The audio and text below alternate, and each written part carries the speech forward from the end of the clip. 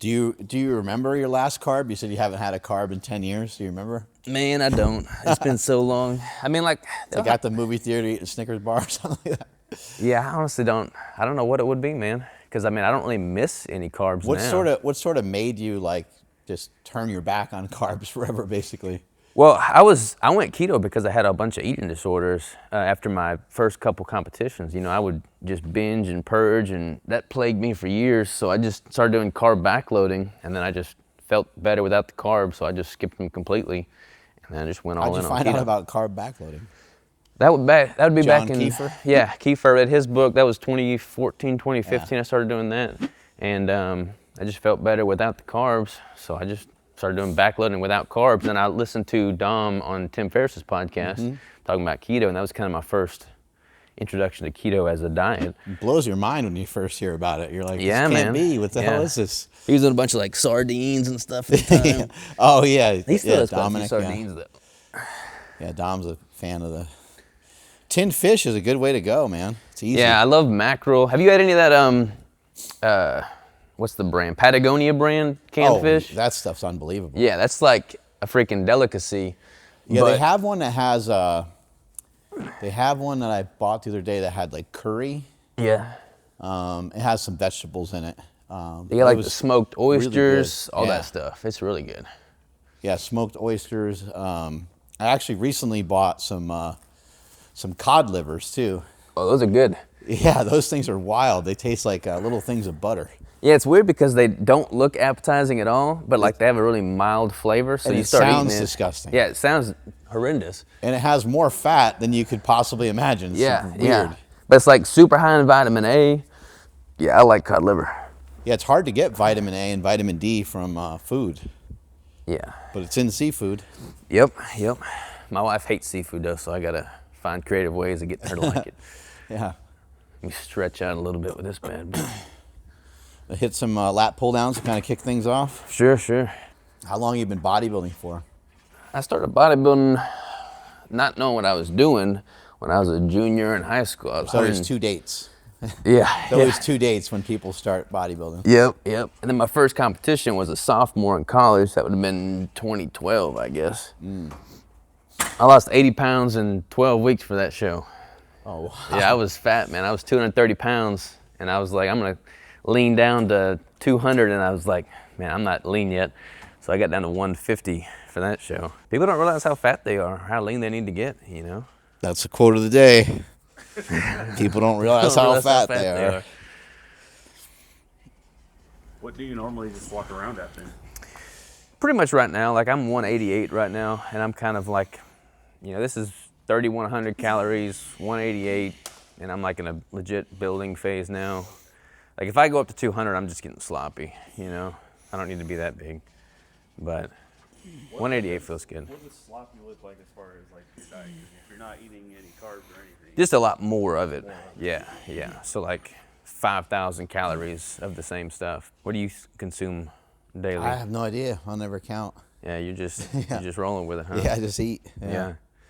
That's why certain things are easier for me, like fasting and stuff like that, because since I don't count calories, I just might switch the type of meat I'm eating or something like that. So while I say I don't count calories, they're still, first of all, they still count. And secondly, they're kind of accounted for. Yeah.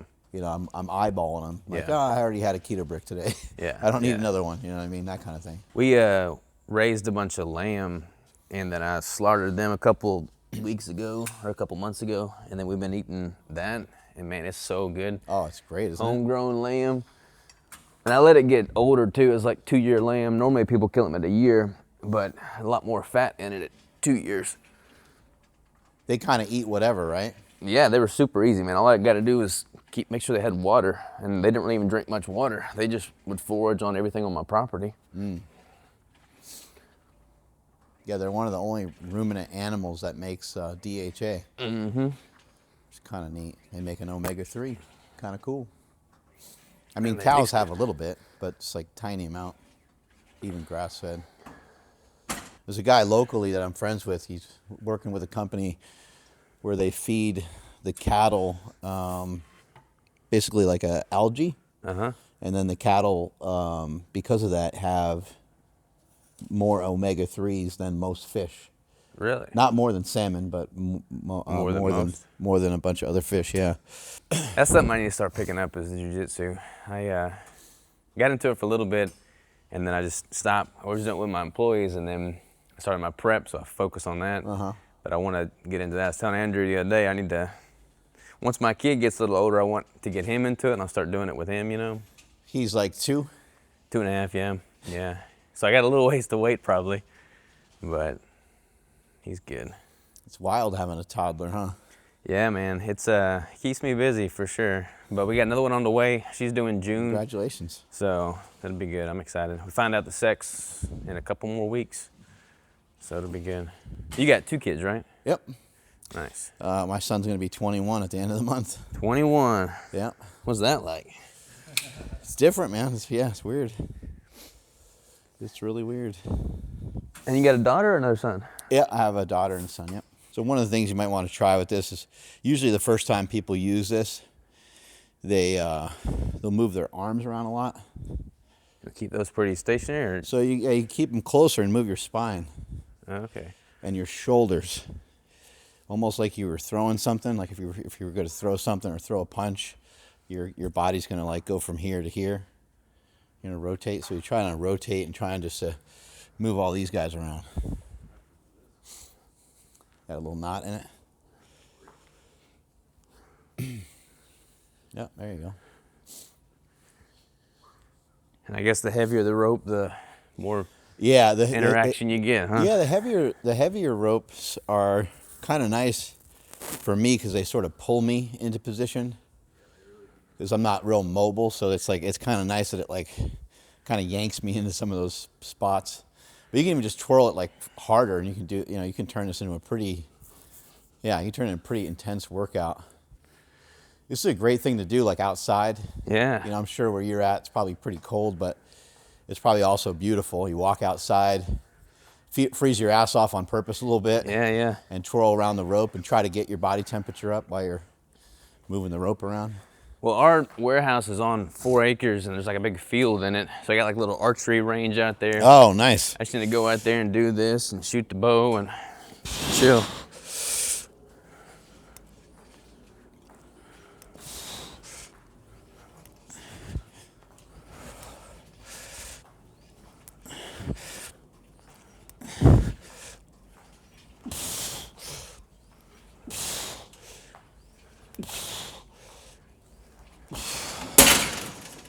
I haven't figured out this prime setup exactly. I like prime. I normally use like Arsenal.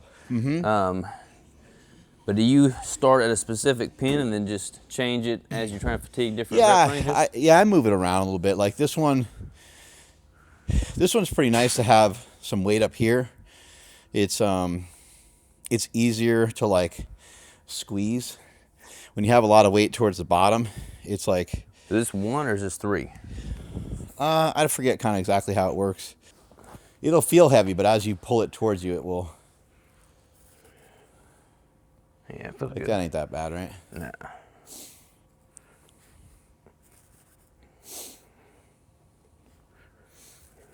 Bodybuilding's kind of funny because it actually like it's a real skill set, you know. Yeah, you don't really think of it as one.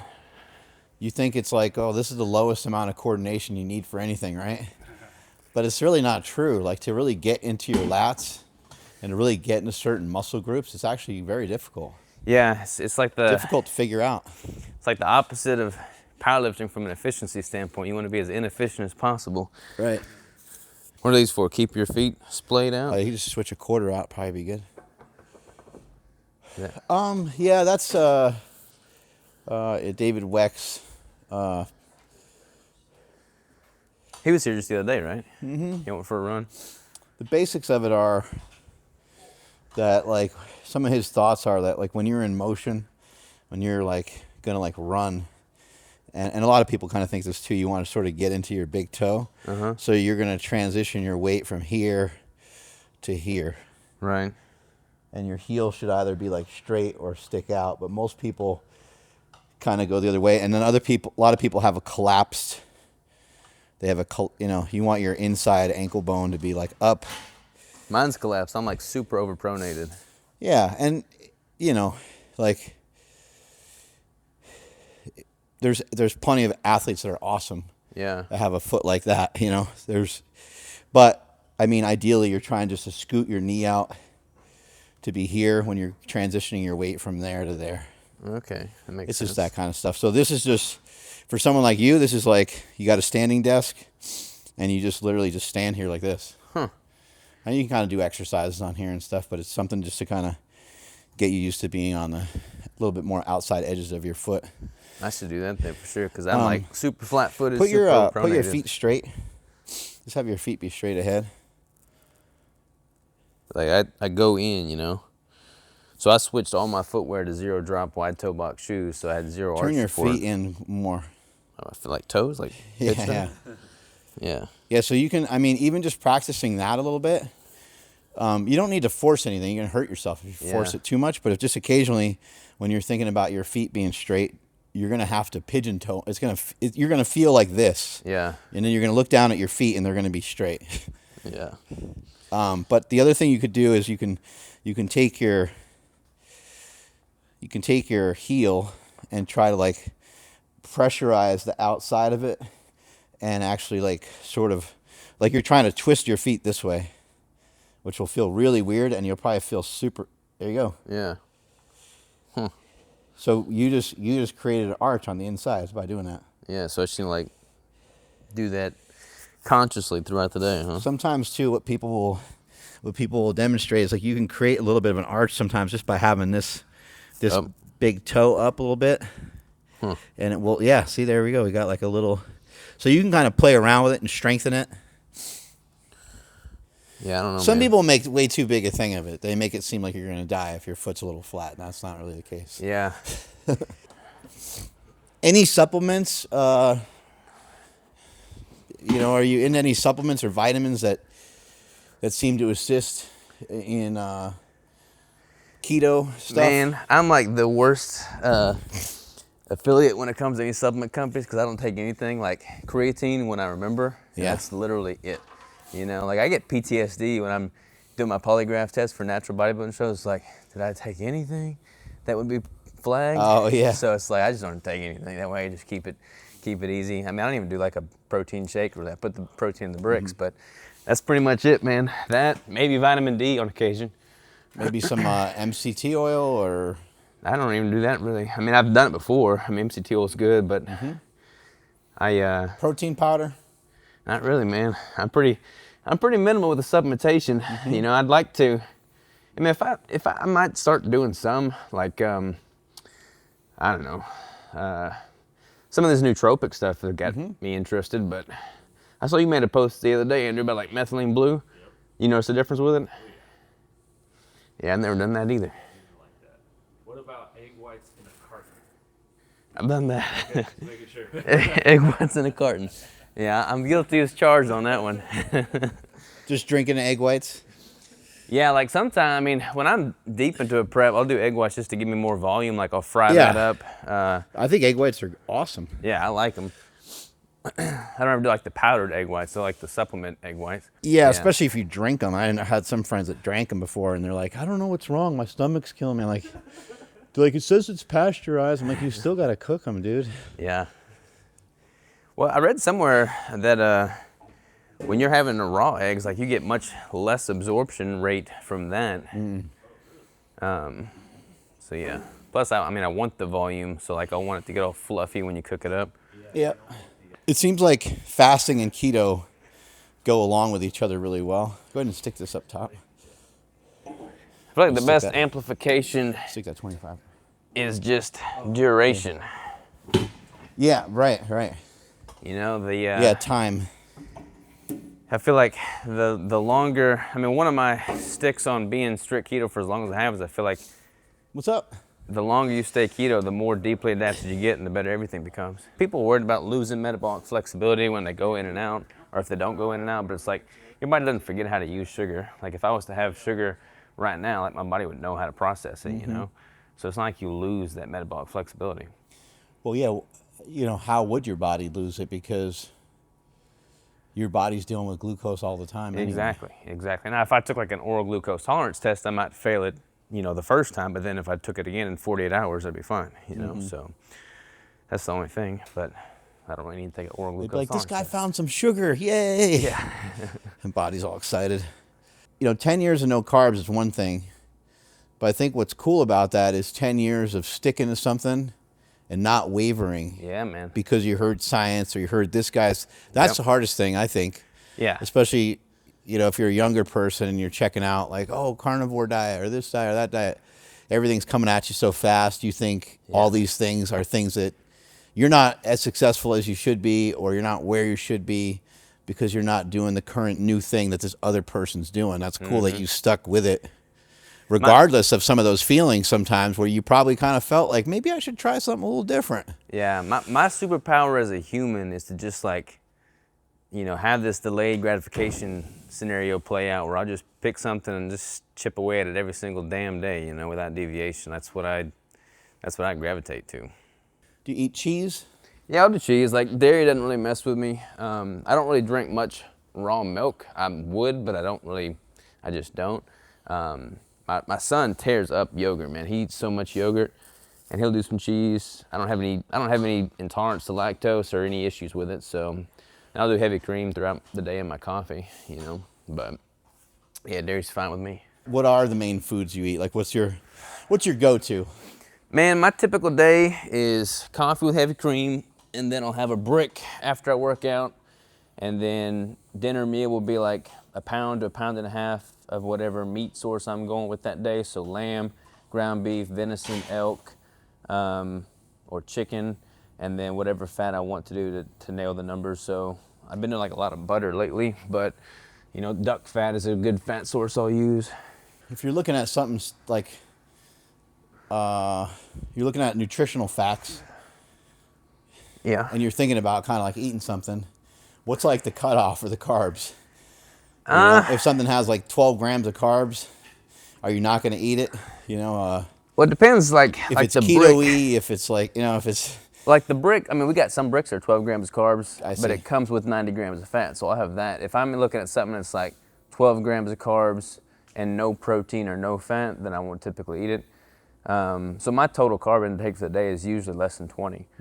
Sometimes less than 10. So I keep the total carbs pretty low. Like last Christmas, Crystal made a whole bunch of like keto cheesecake and stuff. So it was a lot higher in carbs from like erythritol and stuff. Yeah. And so my carbs were higher that day. But I mean, I had a CGM in the whole time. I didn't see any blood sugar response, but it just messed with my gut the next day, So I keep the carbs usually less than 20. Yeah, those kind of things can kill your stomach. Yeah, I only do that like once a year. Yeah. My wife makes all kinds of crazy stuff. It's pretty nice. Nice to have. What does she do diet-wise? Is she kind of more low-carb keto or a little bit of everything? Yeah, she's like lowish carb. She's never really been a person that like loves fat, so she's kind of mild on the fat and then high on the protein. Does she like the bricks? She hates the bricks. Hates the bricks, huh? So here's why she hates them, though. She doesn't hate them because she doesn't like the taste of them. She hates them because I am always talking about them. And she's just tired of it. I'm like, oh, keto brick.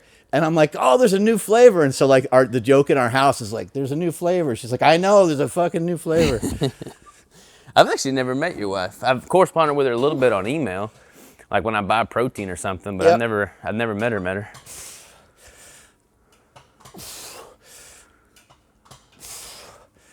She said she kind of messed up and forced you into like the last order. She's like, I think I accidentally ordered stuff for him. And then I was like, hey, do you want...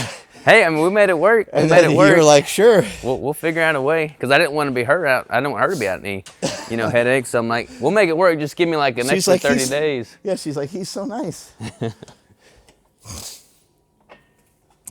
She does like the taste of them, though. Good. Yeah, there's been a few of them that I've had her try, and she's like, holy shit, it's pretty good. I think the girls that eat the keto bricks, they need more recognition, Throw it on the bottom. Yeah, for sure. Because it's probably rare that you get girls that eat a whole brick. I don't know, man. You'd be surprised. I got a lot of female customers that tear them up, man. Yeah. There's some like who was I talking with? Shit, I can't remember. Oh, what was that company? Yeah, there was another company that kind of said the same thing. They said actually a big percentage of our customers are female, and I was like, oh, that's interesting, because I wouldn't think that they would. But it said like a lot of females are trying to just like not give a shit about the calories. Yeah. So they can be healthier. Well, so many females undereat, man. Like half of my clients are like middle-aged women that just have chronically restricted for the last 20, 30 years of their life. And I'm like, you got to eat more food. You know, there's obviously people that overeat, but a lot of people undereat too, you know. Yeah. Yeah, it's got to be tough. I mean, I think a lot of times like women get together, they like when guys get together and go eat. Yeah. They go eat a burger or wings, you know, like tear it up, or beer. Women get together, you know, they're eating like a salad. Yep. You know, or they'll have a book club and they'll have like a couple little appetizers with crackers and cheese and some wine. Little hors d'oeuvre. And it's like no one ate dinner. You know, like no one had an actual meal or actual protein anywhere. Exactly. Yeah, the lightest I've gotten so far is like 207, but like legit weight, probably like 211, 212. And your goal is to get to what? I just want to break 200 and then be 205 to 210. Nice. So I basically have about 5 more pounds to lose. And then I'm going to chill. I'm going to What do you think your body fat is currently? I don't know. I mean, I wouldn't. You probably, I don't know. I don't have much fat in my legs. Yeah. I do have a little bit of fat in my, like back here more so than anything. Yeah, I mean, Good amount of junk in the trunk. yeah, yeah, always. Yeah, my wife right. told me if I lose that, then it's over. Yeah, I don't know. I'm assuming that I'm like single digit, but I don't know exactly where. Yeah. I mean, based off the picture I saw of you recently, I wouldn't be surprised if you were single digit. You know, I don't think you're sub 5 or anything, but you're definitely 9 or 8 or 9, somewhere in there, I would think, for sure. You know? Yeah, it's pretty much where, so I just want to like, the goal is to get to like 7 or 8%. Yeah. And then just like stay there. Yeah. Have that be, you know, because some days like I'm doing like a dry fast, I'll look way leaner, you know what I mean? And yeah, overall the net goal is to like just try to live in that 7 to 8% range. Yeah. For a long time, and then I think naturally you just start to look leaner and leaner when you stay there for a little bit. For sure. Are you getting like hormone tests and everything too? You see what those numbers look like? I haven't done one in a little bit, but well, I guess the last one I did was probably 2-3 months ago, and everything seems to be pretty good. Man, my numbers tanked when I got below 5%. I bet.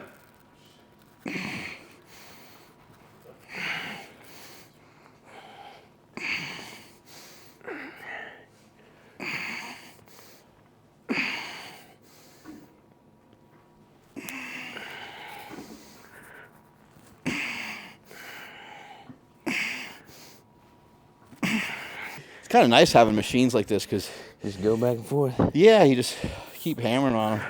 Kind of one thing I've learned over the years for myself is like, if I do something, if I'm doing something that feels good, just don't even pay attention to the sets. Yeah. Just keep going. You know, you do something, you're like, holy fuck, I got the craziest pump. Don't stop, you know? Obviously don't want to really, you know, overdo shit too much, but it feels good, like ride that shit out. Don't just be like, oh, I did 4 sets. Turn it into 8 sets. Turn it into 10 sets. Might as well. Right? Because it doesn't feel the same every day. Yeah. Some days you go to like do a curl, and for whatever reason, like, I don't know, maybe your mind's distracted or the pump's just not there. But other days, you do like a little bit of bicep, a little bit of tricep, and both arms, both sides are all pumped up and you feel amazing. Might as well ride that out a little bit. Might as well. I've been doing like some crazy slow repetition work. Shit. And that's like totally different too. I think you get a better pump from it. It's just, it's weird because you don't naturally gravitate to going crazy slow like that. And when you guys train, you're out there in your compound, it's just you guys by yourself? Yeah, so there's a gym for my crew there, but then sometimes I'll go into like a public gym, just mix up the scenery some. But yeah, I'm trying to just get my compound gym outfitted with everything that I want in there, you know. Well, I got a pretty good crew. I mean, they'll work out with me, and like Greg's in prep right now, so I'm kind of going through the first few months of prep with him to push him, and he's a good lifting partner. Like if I don't have a good lifting partner, I'd rather train solo, but if I got a good partner, I'll, you know, prefer that. So. And then you get your wife involved with most of it too, right? Yeah, I mean, now with a kid, we've kind of mixed things up. Like, she was going early, and I would stay in and, you know, be with him while he was sleeping. But now I'm going in early, and then we moved a bunch of our equipment to our garage so she can train there while he's sleeping. So her and I haven't really been able to consistently work out together in a while. So Robert, you found that, like, not only for yourself, but for people that you work with, you're able to help them do all kinds of different things. Like, I'm sure you help bodybuilders, you probably help some other people, and they're able to do a keto diet. Man, it's been super cool. We've got an awesome freaking team right now. Like, I'm really grateful for our team, but like, one of them's diabetic, so he's been like, he was doing standard American diet, lost 40 pounds when he went vegan, and now I'm like, look, man, you gotta just go keto. So like, he's been taking notes. Like, so in the morning meetings, I've been like giving them a deep dive on nutrition, and like, he's gonna do it. One of my other employees is gonna do a show. So like, I'm able to help them facilitate their growth and everything. So it's been cool for sure. Nice. Yeah, when you're done with that set, maybe you can kind of tell us a little bit about your experience with keto and bodybuilding. You know, because I think most people think that you need carbs, or you're gonna need carbs at the end for the pump and all that. So if you could share some of that, that'd be cool. So yeah, I started doing bodybuilding when I was in high school, 115 pounds soaking wet. I was scrawny, got into lifting, trying to get big for the ladies, and started doing a standard American diet, bulked up to 230 pounds, got pretty fat. Decided to do my first competition in 2012, lost 80 pounds in 12 weeks for that. But I was developing a bunch of eating disorders. It was not a healthy process. Switched over to keto back in 2014, 2015, before keto was really popular. Did my first competition with keto in 2017, won that show, and just recognized how much more sustainable and healthy that dietary lifestyle was from a competition standpoint. And then I've just stuck with it ever since. So I've been strict keto now for 10 years and built my whole life and business career path around it. And I'm just excited and motivated to keep sharing what I've learned with others so that other people can be drawn to that path as well. Don't we need carbs? No, definitely don't need carbs. Pump? Yeah, I haven't had carbs in 10 years, and I get a pretty good pump. I mean, look better than I've ever looked. Did it take some getting used to? It did a little bit. Was there a 6 week or 6 month or? I don't know, man. Like the mental benefits that I got from it right out the gate were so profound for me that alone was reason to stick with it. But then I didn't really notice a massive drop in performance. But what I found is the longer I've stuck with it, the better it's gotten. Like, my recovery's better, my inflammation's down, I could train more frequently with more intensity. So overall volume output's higher, and I just feel better. I feel sharper. Everything's better. Important to point out that Robert's lifetime, I believe, lifetime natural. Yeah, lifetime natural. Natural bodybuilder, I think that plays into it somewhat as well. But if someone is trying the diet and they're not feeling the clarity, they're not feeling the energy, what are they maybe missing? Well, a lot of people make the mistake of, especially if they have a lot of body fat to lose, they'll make the mistake of thinking they shouldn't consume much dietary fat because they want to tap into their stored fat. But if you go from a standard American diet or a high carb diet, then you remove that energy source and you don't replace that with enough dietary fat, your body doesn't yet know how to tap into its stored fats. You've got to have that dietary fat coming in at the onset, then you can crank that down or up depending on what you need. But starting with enough dietary fat, making sure electrolytes are in place, because that's going to be crucial for making sure your energy and cognition are on point, and then just sticking with it. You know, like, you'll be able to notice the anti-inflammatory benefits and the psychological benefits within 2 weeks, 4 weeks, 6 weeks. But like, from a performance standpoint, I always tell people stick with it for at least 6 months before you decide one way or the other which way you want to go with it. I would say also too, and I've suggested this many times before, whenever you're switching to any diet, follow the main general purpose and point of the nutrition protocol without dropping the calories. Yeah. Especially if you're newer to dieting. So what I'm saying here is, in the case of keto, and I know that people hate to kind of like throw away a month, but you won't be throwing away a month because you're going to be setting yourself up for the future. Don't worry a ton about how little you're eating. Get in a lot of food. If you want to even track the calories, you can do that. But I would say, if anything, I would caution on the side of like overeating.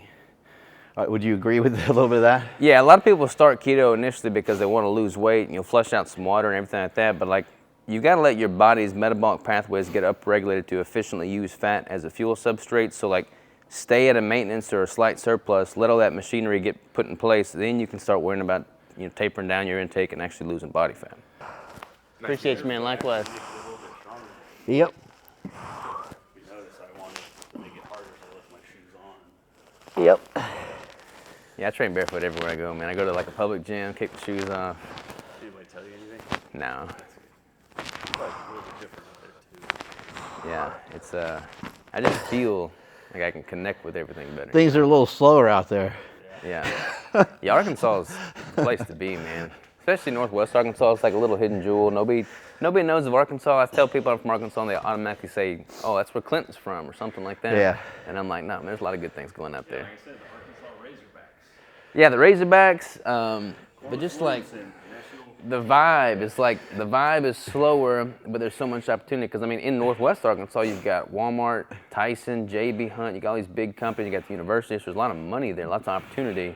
But like, you got the mountains. It's like this nice, chill, laid-back vibe. It's good.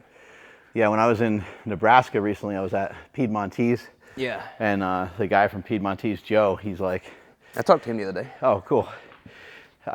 He said, "Hey, when you go back to California, make sure you tell everybody that it sucks out here. Yeah. It's shitty, and that it's polluted, and it's gross, and that you don't want to live here." Because yeah, it's beautiful. It really is.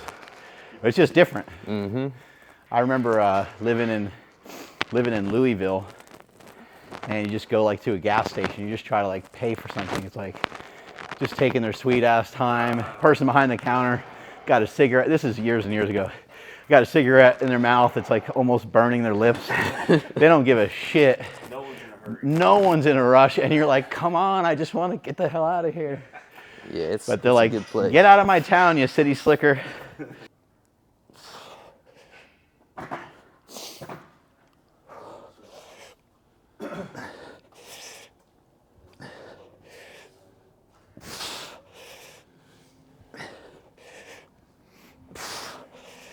Play any sports growing up? A little bit. I did a little bit of baseball and basketball and football. Mm-hmm. But then once I started doing football, that's when I got into bodybuilding. So I kind of stopped doing that to focus on the bodybuilding. And you were saying you were really light, right? Yeah, man. I was 115 pounds when I started lifting. 115 pounds? Yeah, I was a scrawny little beanpole. I literally did not wear a t-shirt my junior and senior year of high school because I was so just self-conscious about how scrawny I was. I want to say, I mean, with the exception, I did a powerlifting meet when I was like 20. I think I was 20, and I weighed 198. Yeah. With the exception of that, the last time I've been under 200, I was probably like 14. It's a while, man. I've been like, you know, heavy. What was the heaviest you ever got to? 330. Shoo. Mine was 230. Heaviest I ever been was 230. Yeah, 330. 330 is beefcake status. People ask a lot, like, if I feel better, and it's interesting because I don't think, it didn't feel like I felt bad then, you know? But now that I look back at it, there were a lot of things that didn't feel great. I mean, my back would get a crazy pump when I'd walk. Mm-hmm. My feet hurt a lot. Yeah. You know, luckily I was still young enough to where like the joints and stuff didn't hurt, but a lot of pressure like in my head and my face, because I was also on a lot of gear as well, along with being, you know, along with being big and fat. It's also doing other things to push my blood pressure high, and that didn't feel good. Well, you start taking things for granted, like it's hard to freaking buckle your seatbelt and shit like that, you know? It's like, this is no fun. I don't think I realized, like, I mean, I'd go to the bathroom like 4 or 5 times a day, you know, because I ate so often, you know. I was trying to gain weight, but it's like, man, I spent a lot of fucking time in the bathroom. Mm-hmm. I mean, now it's rare for me to not just go to the bathroom in the morning, you know. Yeah, I'm usually once and done after my morning coffee. I'm like clockwork. I do have a second wave though, which is still mysterious. Like I go to the bathroom and then 20 minutes later I have to go again.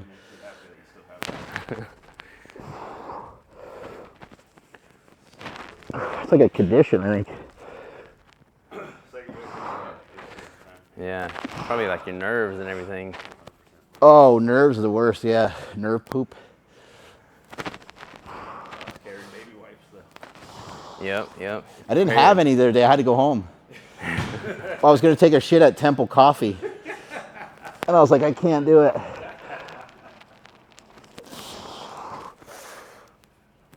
There's always a cute chick that walks in after you too. Always. And you're like, oh, the guy before me blew it up. Woo! Yeah. Yeah, and then like, you got like toilet paper stuck to your foot. Sandbags are just endlessly difficult. Oh yeah, aren't they?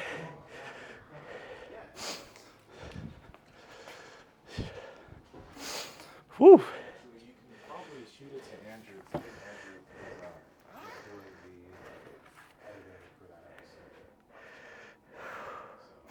give it to him. So, just curious, did you get my message about She's like a psychiatrist. She had her on last week. We're talking about keto diet for, neurological function. And that's the thing. Another interesting sell point about keto is like, yeah, you can lose weight on any diet. Yeah, you can improve your inflammation with any diet. But like when you look at brain health, ketones are able to cross the blood-brain barrier. So if you look at, in a way to minimize neurodegeneration, ketogenic diet makes more sense than any other diet. Yeah. Well, you can kind of look at it as like, it's almost like a military tactic. Yeah, exactly. Against your metabolism. It's like, how do we beat this other country? It's like, don't supply them with things, like cut them off. Yep. And you're kind of doing the same thing. You're not supplying the body with the same sources of energy, so it can't just keep running.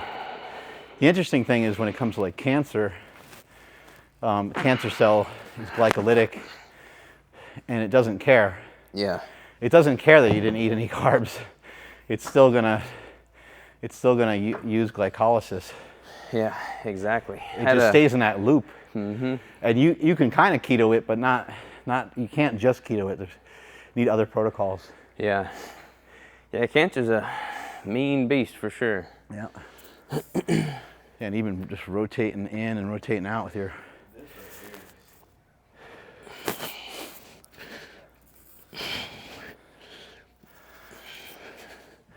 See if you can get this like little fold out of here. So just rotate out more. Keep rotating your hands. See if you can get them all the way. Yeah. Yeah, mine won't. They don't want to go that way. They don't want to do that.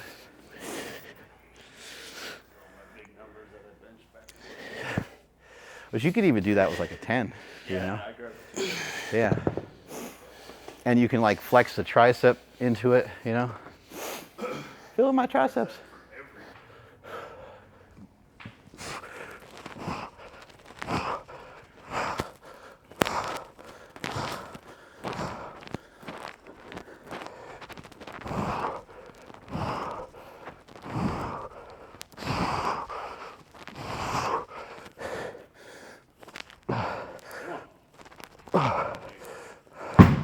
Whew.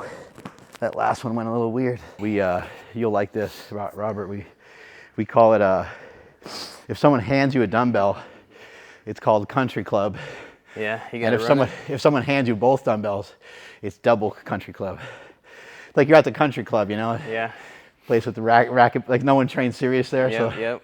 that's the kind of shit that we give each other in here. I like it. Gets to be hard though. You get to pick up the 120s and stuff, and you're kind of shit out of luck sometimes. There you go. Get some reps in there.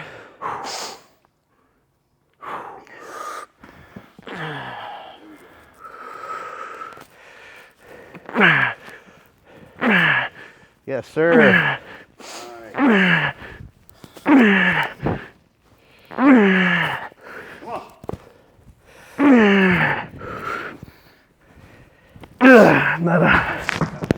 Good job. Poof.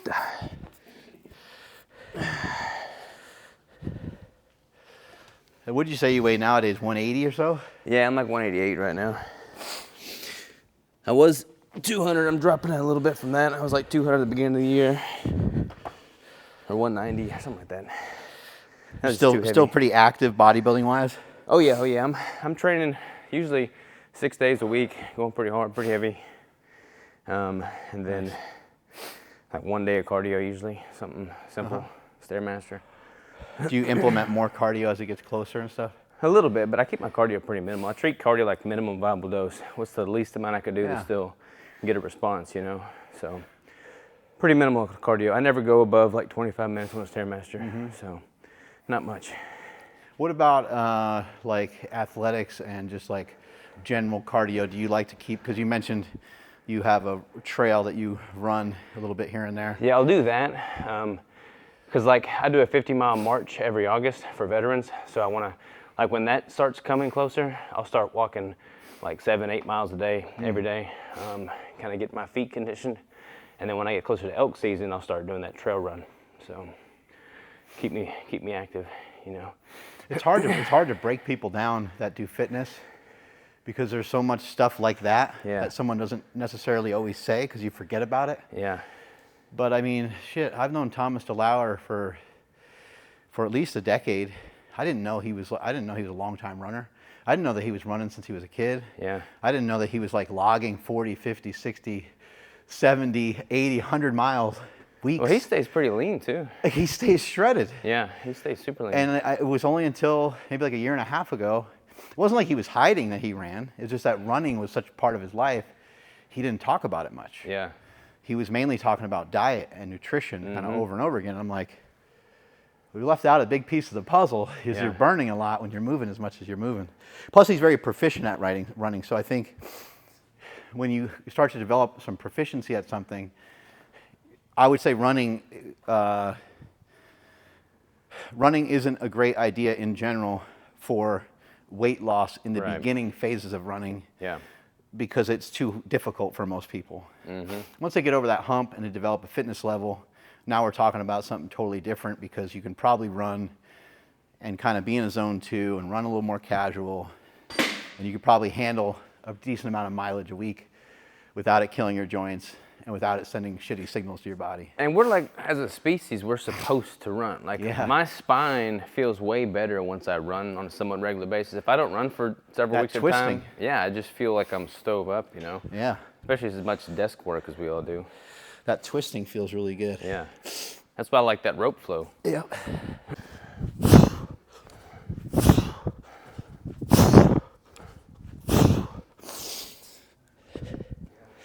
Yeah, I feel amazing. I feel like, I mean, right now I feel kind of the best I've ever felt. I feel explosive and... How old are you now? Strong, 48. 48?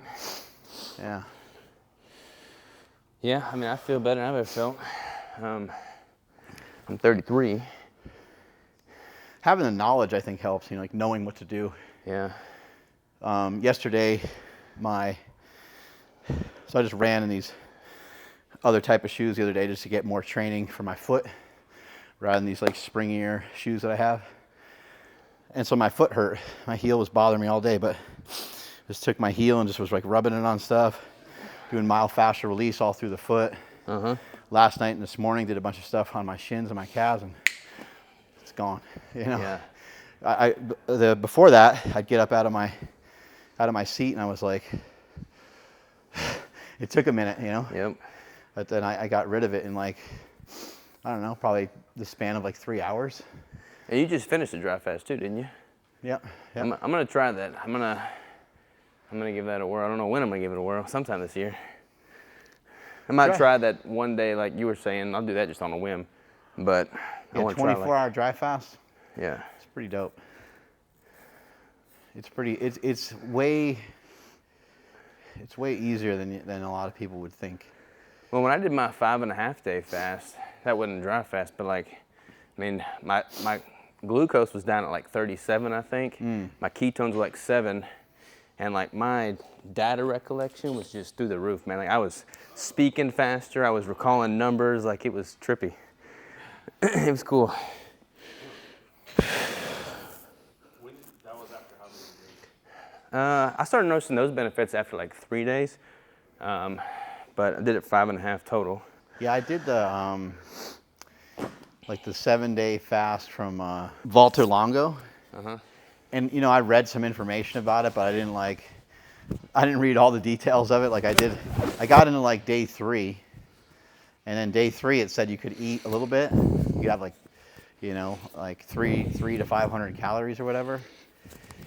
And I did that, but it made it way harder. Yeah. I was like, I wish I'd never even read that, because it actually made it harder for me to like concentrate on staying on the plan. That's why I'm not really a fan of that PSMF, protein sparing modified fast. Like, a lot of people are big advocates for it, and there's probably a use case in there for it, but a lot of people overdo it, and then they don't ever, like, the technical protocol is to do it and then have like a feasting period afterwards. But most people that are doing that are desperate. They're just trying to lose weight, so they don't ever do that feasting protocol. So they're just like chronically under-eating, super high protein, hardly any carbs or fat, and they just feel terrible. They wonder why. Yeah, the protein sparing modified fast, it's like, I think it can only be done for a real short period of time. Yeah. Like maybe even like, maybe even almost done like in conjunction with intermittent fasting for like a day or 2. Yeah. And then Well, it boom, was right back into originally normal used eating. for like the last ditch effort for people that were, Yeah. you know, on the table for getting, you know, their stomachs cut or something Yeah, like that. yeah. And they started doing it as a last ditch effort for that, and then it just went mainstream. It just, for some reason, it's weird. Like for me, not eating is easier than like eating tiny amounts. Yeah, 100%. That's why when I'm deep into a deficit, I'll do like a 1 meal a day approach. And I'd rather have one big meal that actually fills me up and then just have a 23-hour fasting And window. if there's good fats in there, I mean, if they're not even good fats, but a good amount of fat. That's way better than doing like, you know, little 200, 300 calorie meals every 2 or 3 hours. I guess if it's easier for someone to do it a different way, then I guess that's fine too. Yeah. But I just find, I just find it to be difficult. This would be hard.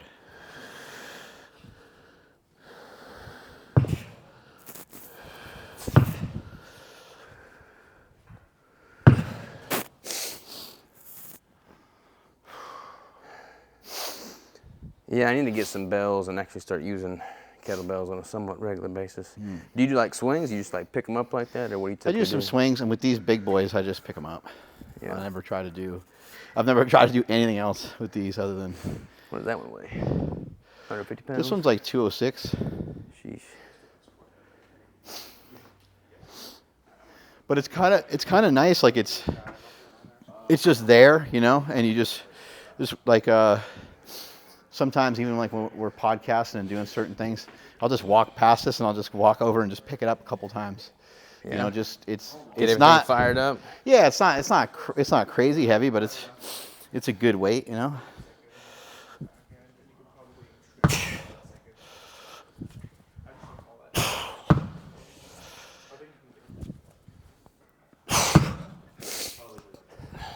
It just kind of feels good. Let me take these off.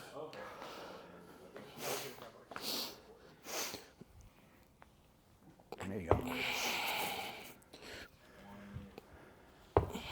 Yeah, someone makes one that's like 400 pounds or something. Oh, wow. It's like the kettlebell just keeps getting bigger and bigger, though. Then with like an actual swing, what's the technique on the actual swing? Do you do those with the lighter weights? You just Oh, you're the trying to technique? activate everything, right? Yeah, you know, I'm not amazing at kettlebell stuff, but like the way I've been told is you just want to try to wait to hinge at the waist, so you'll kind of get it going. And you just want to wait until the last second to break at the waist, but it's almost like you're trying to get the bell to hit you in the butthole, and then you're popping your hips through. So you're driving forward with your hips then. Yep. And some people bring them up here. All right, Robert here hasn't had a carb in 10 years. I haven't had any carbs in probably more like 10 days. I've been doing keto for the last couple of weeks. We still got in a great workout. Neither one of us died. We didn't pass out. We were able to get a pump. Yep. And everything is feeling good.